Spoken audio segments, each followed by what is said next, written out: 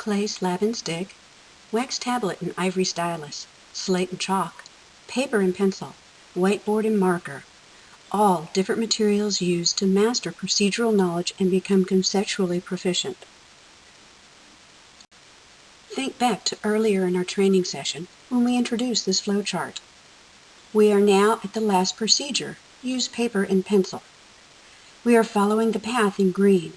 We have determined that our problem needs an exact answer and it's too difficult for mental math and our calculator is inop. While teaching paper and pencil procedures, you need to remember it is more than procedural knowledge, a focus on skills and step-by-step instructions. It is also about conceptual knowledge, a focus on ideas and generalizations to connect ideas.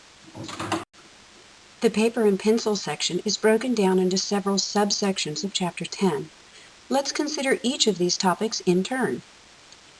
Key ideas from the NCTM Principles and Standards for School Mathematics include: develop strategies for computing that make sense to them, strategies they invent or choose because they are meaningful, experience with meaningful procedures, blends procedural fluency and conceptual understanding. Notice the emphasis on meaningful learning. Thinking and procedures that make sense to students is stressed throughout NCTM standards. In short, let students develop their own, as long as they are correct. According to Ashlock, invented algorithms are often evidence of conceptual understanding. Their invented algorithms may not be efficient, but as long as they always produce the number needed, they are correct procedures.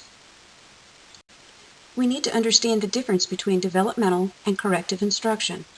Developmental instruction, as used by Ashlock, is the initial sequence of instructional activities over time that enables students to understand, execute, and gain skill in using particular algorithms. Developmental instruction must not become mindless copying and repetition.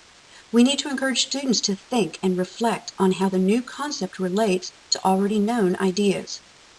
We also need to check each student's understanding regularly, not limiting it to formal assessments. We need to give immediate personal responses, keeping in mind that addressing what is happening now is more beneficial than a list of what to do next time. It can be as simple as asking students to explain why and what their process was. Remember, when a student provides an explanation that is not rote memory, the procedure has become knowledge. If we have done our job well, we will not need corrective instruction. Corrective instruction follows developmental instruction whenever a student has not learned a correct procedure. Corrective instruction is based on careful diagnosis. Some reasons for misconceptions are overgeneralizing, overspecializing, or a lack of grounding in fundamental concepts and principles. Corrective feedback is not just scoring a test. We need to provide feedback that includes personalized notes with corrective assistance. In this session, we have focused on these 3 areas relating to the paper and pencil method, a great method to organize our thoughts when solving a problem.